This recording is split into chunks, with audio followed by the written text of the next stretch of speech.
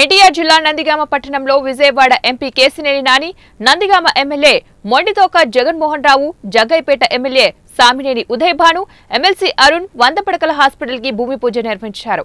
Telugu Desam party నాయకులకు మాజీ MLA Tangirala Soumya వ్యాఖ్యలకు ఘాటుగా ఎమ్మెల్సీ మొండితోక అరుణ్ కుమార్ కౌంటర్ ఇచ్చారు.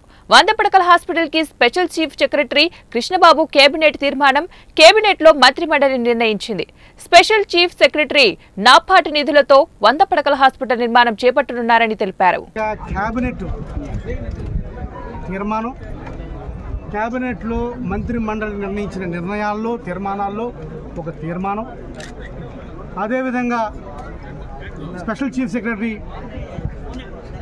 వారి సంతకంతో నాబార్డ్ నిధులతోటి గతంలో ఎమ్మెల్యేగా చేశారుగా. ఎప్పుడైనా నాబార్డ్ తెలుసా? ఎప్పుడైనా విన్నారా నాబార్డ్ గురించి? 2.5 లక్షల కోట్ల సంక్షేమం ఇవ్వడమే కాదు జగన్మోహన్ రెడ్డి గారు ఇవాళ మొత్తం కూడా 3 రెట్లు ఎక్కువ ఏదైతే ఉందో చంద్రబాబు నాయుడు చేసిన దానికంటే 3 రెట్ల అభివృద్ధి కూడా చేశారు. దాని మీద ఏ చర్చగా నేను సిద్ధమని చెప్తున్నా. కాబట్టి సమర్థులైన వ్యక్తులను ఎన్నుకోవాలి, ప్రాంతం పట్ల చిత్తశుద్ధి ఉన్నటువంటి వ్యక్తులను ఎన్నుకోవాలని ప్రార్థిస్తూ